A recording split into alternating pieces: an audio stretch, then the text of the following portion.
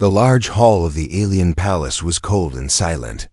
Stone walls rose high above, covered in strange glowing symbols. At the center stood Commander Jake, a human soldier in a worn-out uniform. His boots were dusty, his eyes sharp. He had been called to this place without warning. Before him stood the alien Baron, a tall creature with rough green skin, golden robes, and a proud smirk. Around him, alien nobles whispered and laughed quietly, their eyes fixed on Jake. "We have a gift." "For you, human," the Baron said with a grin. "A reward for your service." Jake said nothing. He didn't trust this place or the creatures around him.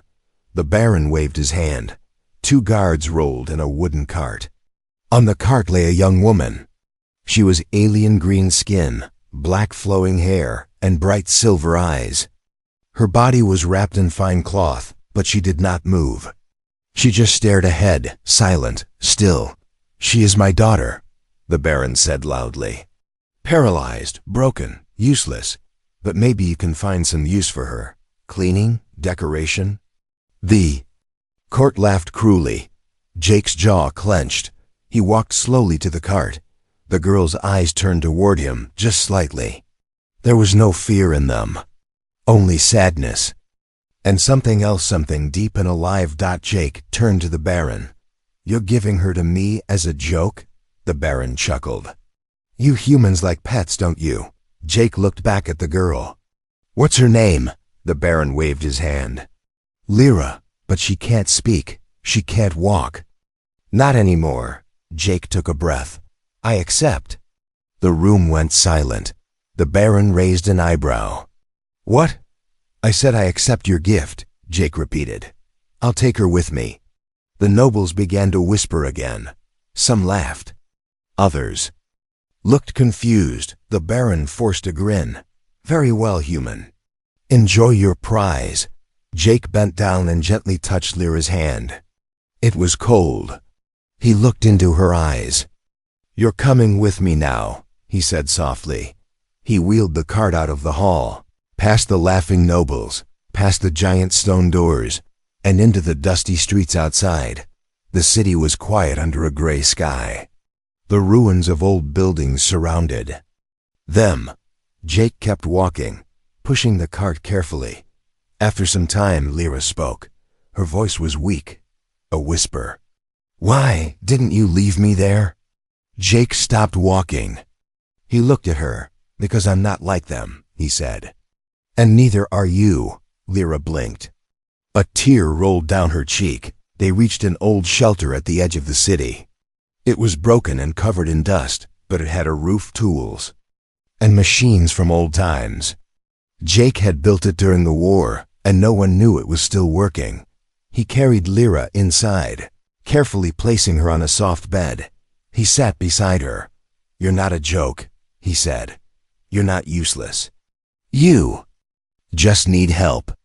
She looked at him, eyes shining. Jake opened a small metal case. Inside were strange tools, wires, and glowing chips. "This was for something else," he said, "but I think I can use it for you." Lyra didn't speak, but her eyes stayed on him. Jake connected a scanner to the side of her head. The machine lit up. Numbers flashed across the screen. Jake's eyes widened. "Your brain is active," he said. "You're still in there, alive, smart. You just can't move your body." He looked at her, more serious now. "If you trust me, I'll help you. I'll find a way." Lyra blinked once. "Yes." Jake smiled. "You'll see," he said. "They called you broken. But I think they're afraid. Afraid of what you could be." He stood up and looked at the machine again. "We start tomorrow." Lyra watched him as he worked into the night. The tools clicked, the lights glowed, and the old shelter came alive with hope. In the palace, the Baron laughed with his nobles, thinking he had gotten rid of his shame. But far away, in a forgotten part of the city, something had changed. Gift he gave as a joke had just become the beginning of something powerful. The old shelter was quiet, but it wasn't empty. Metal pieces hung from the walls. Broken machines lay on the floor like sleeping beasts. Dust covered everything but. The energy inside was waking up. Jake had stayed up all night. His hands were covered in grease. He worked with wires, chips, and strange tools, his face lit by the soft blue glow of an old Earth scanner. On the bed nearby, Lyra watched him silently. She had barely spoken since they arrived, but her eyes followed. Every move, every click, every light. Her face stayed calm, but her mind was racing. She had been thrown away like trash. And now this human was trying to fix her? No, not fix. Help. Jake wiped his hands and turned toward her. I want to show you something, he said. He wheeled a small machine over to her bedside. It looked like a headset with tiny lights and wires. I call this the neural link, Jake explained. It connects the brain to machines. I made it during the war to control drones. But it could work for you. He gently placed it on her head. Lyra flinched, but said nothing. Don't worry, Jake said. This won't hurt. It just listens to your thoughts. He pressed a button. The machine lit up. A low hum filled the room. On the screen, lines of data began to move. Jake's eyes widened. Your mind is strong, he said in surprise. Very strong. You're thinking fast, way faster than a normal person. Lyra blinked slowly, almost like a nod. Jake stepped back, shocked. You're not just alive in there, you're brilliant. He sat beside her and lowered his voice. What happened to you, Lyra? How did you end up like this? For a moment, there was only silence. Then her lips moved. Not a full word, just a whisper. Trap. Jake leaned in. Trap? Someone did this to you. Her eyes filled with tears. She blinked twice. Yes. Jake single quotes S fists clenched. Your own people? She blinked once. Yes. Jake stood up, pacing. Why? You're the Baron's daughter.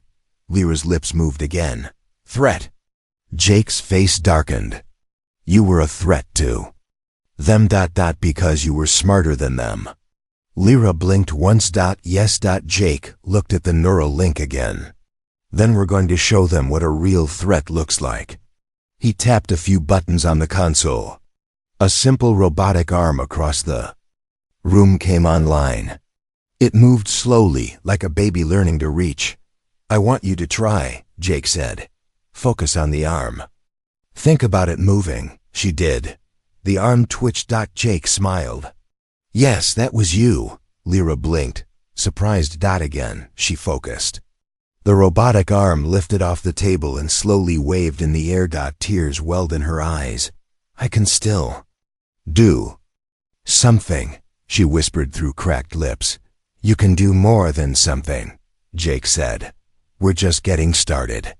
Later that night, Jake opened a metal door hidden under the floor. It led to an underground chamber, dark, dusty, full of old machines.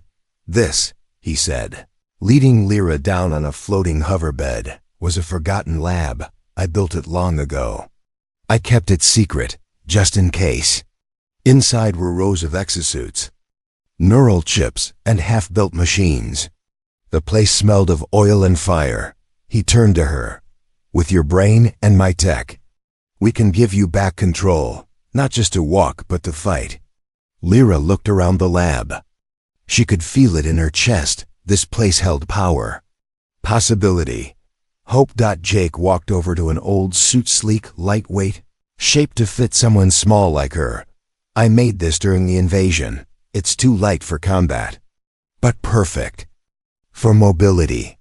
With some upgrades, you could control it using your thoughts. Lyra stared at the suit. Something inside her, something deep and hidden for years, started to burn. Jake saw the fire in her eyes. You were never useless, Lyra, he said. They just didn't want you to rise, but now you will. And in the darkness of the forgotten lab, hope was born again, not from strength, but from the mind of a girl everyone had left behind. This wasn't the end of her story. This was only the beginning. The lights in the underground lab flickered softly. Metal walls echoed with the hum of machines coming back to life after years of silence. The room felt old, but something new was being born inside it. Lyra lay on the hoverbed, her body still.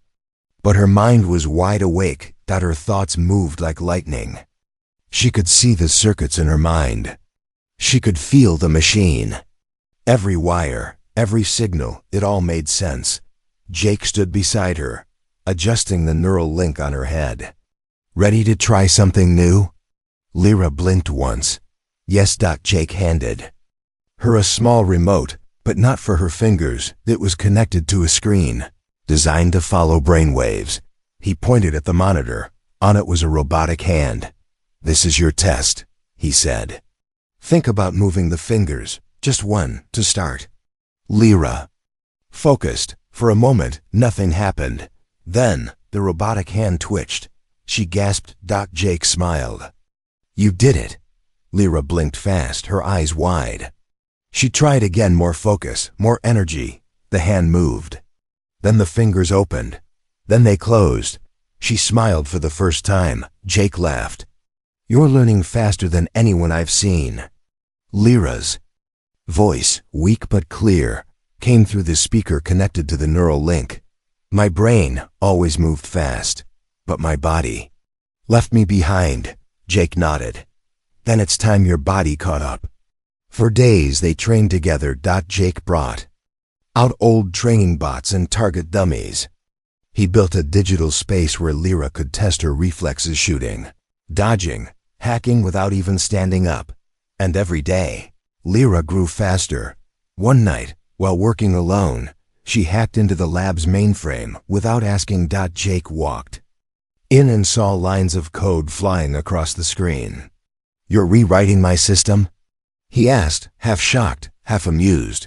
Lyra's robotic voice replied, Your firewall was weak.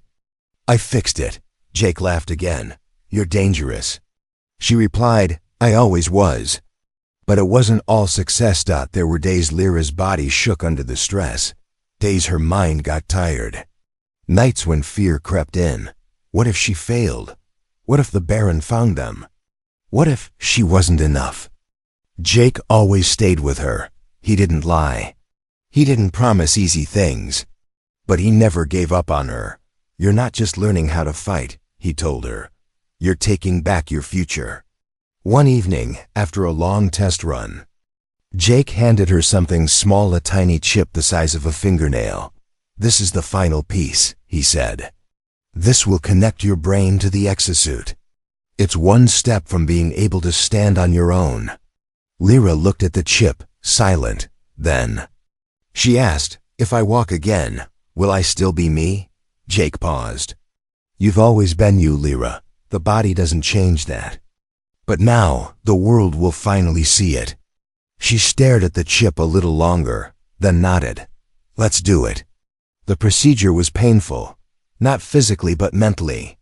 Her mind stretched like wires under pressure. Jake stayed beside her, the whole time guiding her, calming her.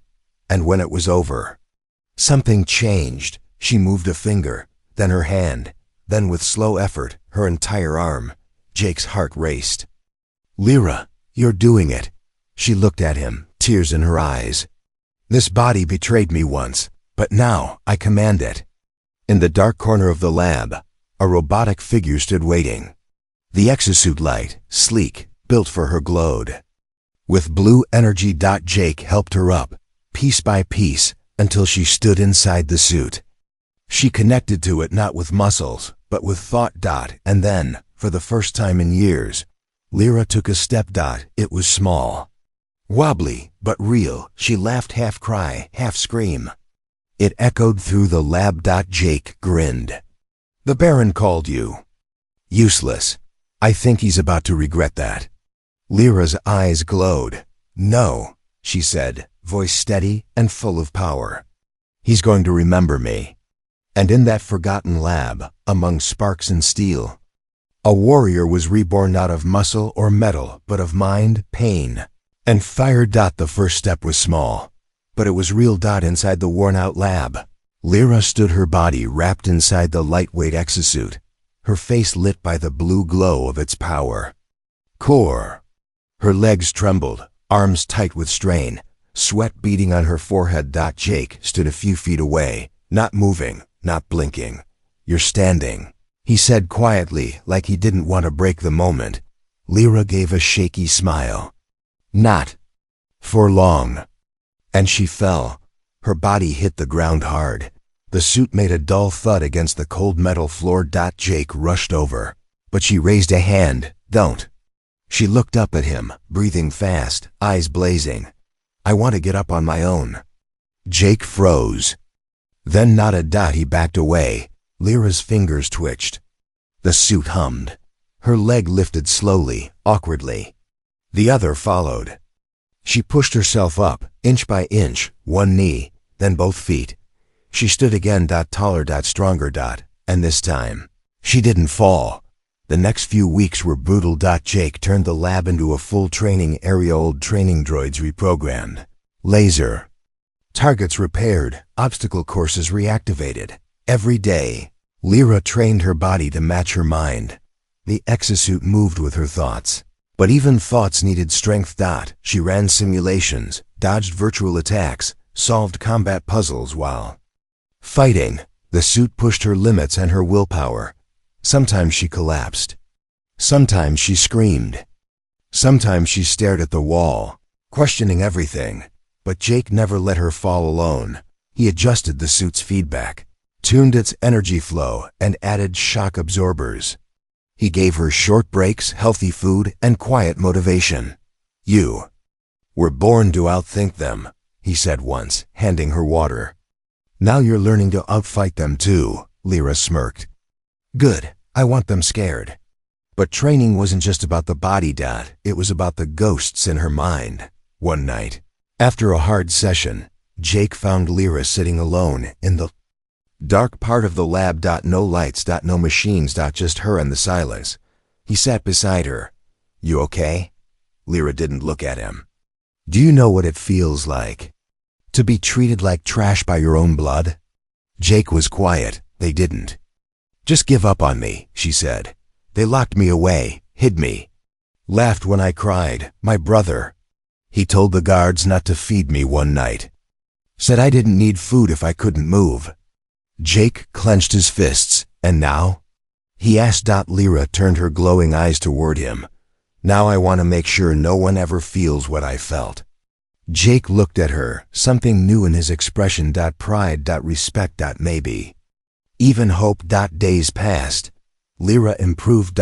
She could now fight 5 drones at once and win. She could walk without falling, run with speed, jump higher than most human soldiers. Her mind guided the suit like it was part of her. Jake gave her one final test. He turned on an old simulation, used once for elite human commanders. The room transformed into a burning alien battlefield. Smoke, chaos, panic. "You don't have to do this," Jake said. "I want to," Lyra replied. She entered the fire. 10 minutes later, the simulation ended. Lyra stood in the middle of the room, suit cracked, sparks flying. But every enemy drone was down. Jake walked in, stunned. "You finished it. Perfect score." Lyra looked down at her shaking hands. "I'm not finished," she said. "I'm ready." Later that night, Jake placed a small case in front of her. Inside was a black cloak, stitched with ancient Earth military markings. "This belonged to a commander I trusted," he said. "He saved my life, I think. He'd want you to wear it now."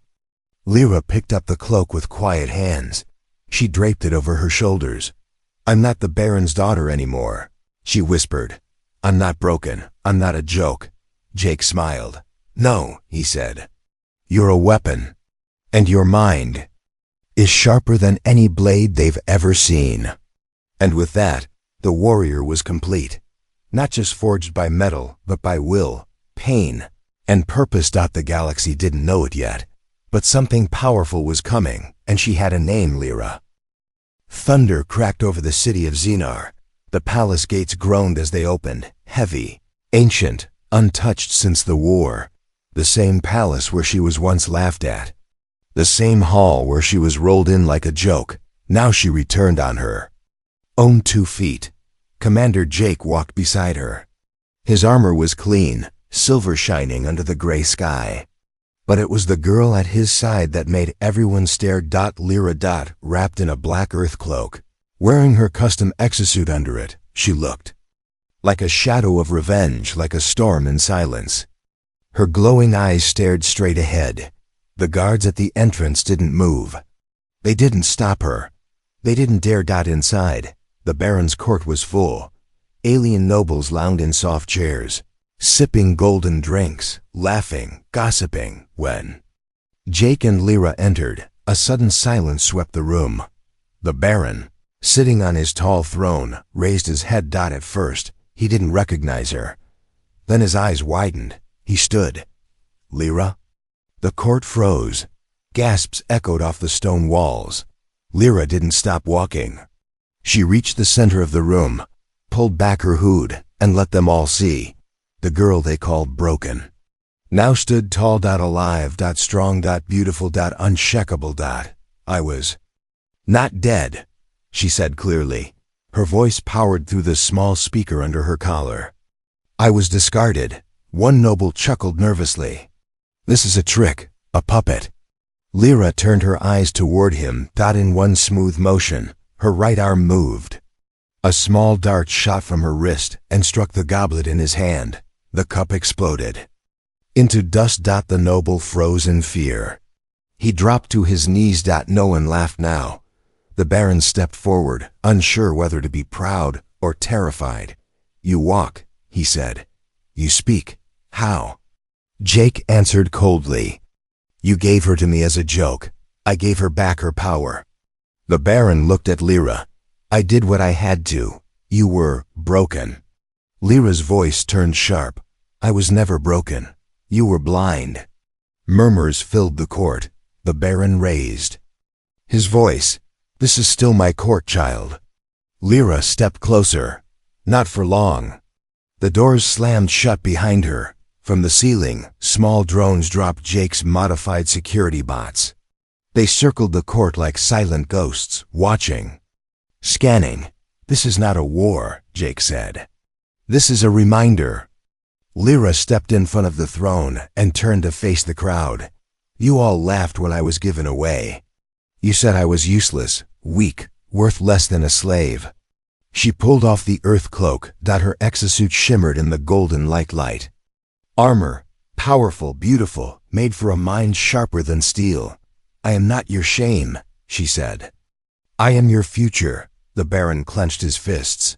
You come back and threaten your own people? Lyra stared at him, voice calm. No, I come back to free them from you. He reached for his staff, but Lyra was faster. Her suit locked onto him in less than a second. The moment his hand touched the weapon, a warning light flashed on his chest. A tiny red dot. You won't get a second chance, she said coldly. Jake stepped forward. We're not here to rule. We're here to show the truth. The nobles looked between the Baron and Lyra. For the first time they saw who was weak and who was strong, and many of them liked what they saw in her. Later that day, in the open training ground outside the court, Lyra faced one of the elite royal guards in a public challenge. The crowd gathered to watch. The guard laughed. Don't blink, princes. You might miss your chance to crawl away. Jake stood by the edge, arms crossed. Bad idea, he muttered. The fight began. In 5 seconds, it was over. Lyra dodged his first strike, flipped him to the ground, and aimed a shock blade at his throat. The crowd roared. That night, the city glowed with whispers. The girl who had been thrown away had returned as a symbol, a storm in silence, a daughter no longer forgotten, a mind no longer trapped. And the Baron? He sat alone on his throne, staring at the empty hallway.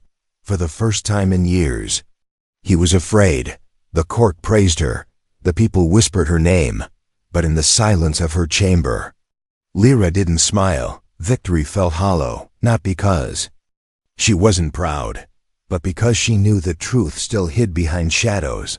Late at night, she sat alone in the war room, an old underground space filled with forgotten files, dusty data cores, and glowing screens. Jake entered, carrying 2 mugs of hot synth tea. He offered her one. She didn't take it. Instead, she stared at the screen in front of her. A paused video. An old memory, security footage, she said quietly, from the night of the accident. Jake leaned in. On the screen, the younger Lyra stepped into a military hover car. Seconds later, an explosion, smoke, screaming, in silence. That was the night everything ended, she said. Jake frowned. I thought it was a tech malfunction. So did I, she whispered. Until I found this. She pressed play. The video continued.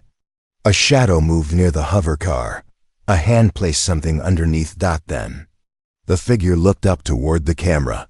The image was blurry, but the face was clear. Jake froze. That's your brother. Lyra nodded slowly. Varn. Younger than her. Charming. Ambitious. Always smiling in front of the Baron. And always watching from the shadows. He wanted the title.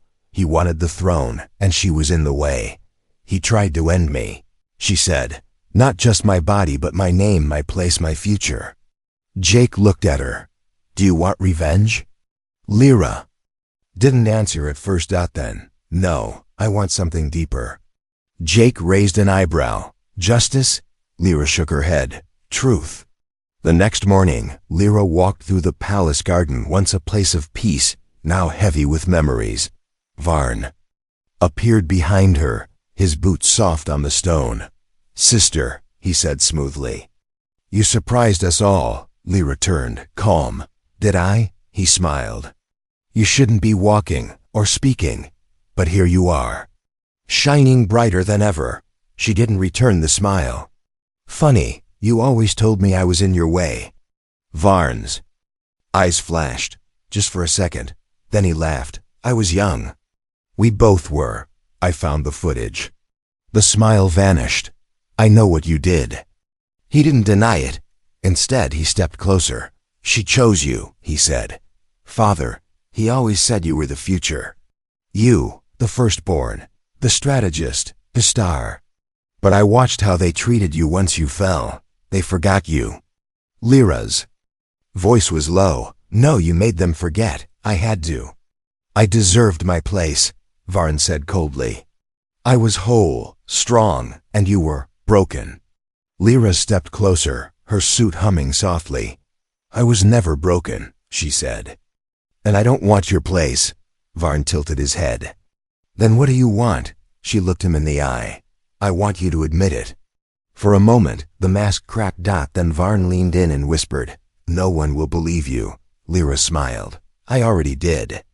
The drones above them dropped quietly from the trees. Jake stepped out from the shadows, holding a small recorder. Every word had been captured. That night, in front of the court, Varn's voice echoed through the great hall. His confession. The nobles stared in shock. The Baron covered his face in shame. Lyra stood in the center. Strong. Alive. The forgotten daughter had become the voice of truth. And the golden sun? Dragged away in chains. Later, Jake found Lyra standing on the balcony, staring into the stars. You did it, he said. Lyra didn't respond right away. Then softly, No, we did. He smiled. And what now? Lyra turned her eyes to the dark. Horizon, there are more like me, she said, cast aside. Broken by lies, erased by power. Jake nodded. And you want to help them? Lyra's voice was firm. I want to lead them. And so, from the ruins of betrayal, a new fire burned. She was not a victim. She was not a tool. She was not her father's shame or her brother's threat. She was Lyra, and she was ready to rise. The palace was quiet, not with fear, but with respect. Lyra stood at the edge of the throne room, not on the throne, but beside it. She had refused the crown, refused her father's seat. She didn't need gold to prove her worth. She had already proved everything. The nobles bowed when she passed. The guards lowered their eyes. The people outside lit blue flames in the street, symbols of rebirth.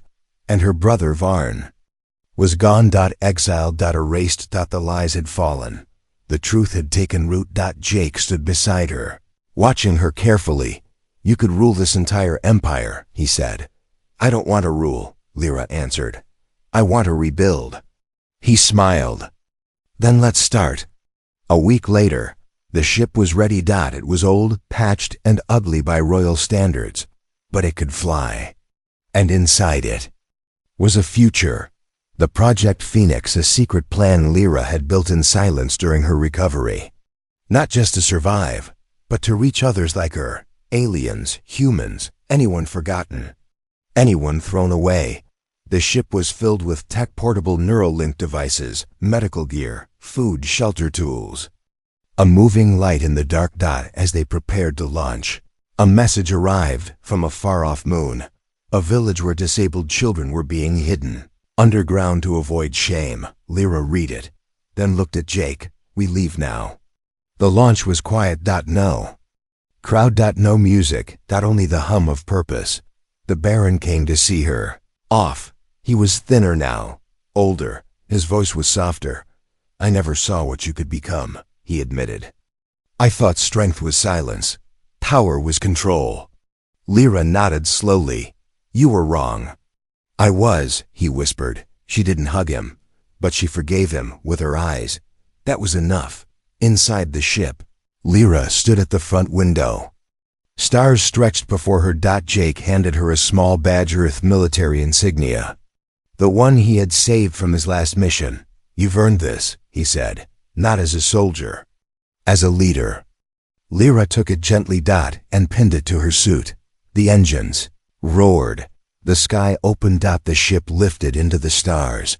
And the girl once mocked, once left broken in a cart, once gifted away as a cruel joke, now led a movement, now flew toward those left. In the dark, now rose. Lyra was not born to be saved. She was born to rise so others could stand beside her.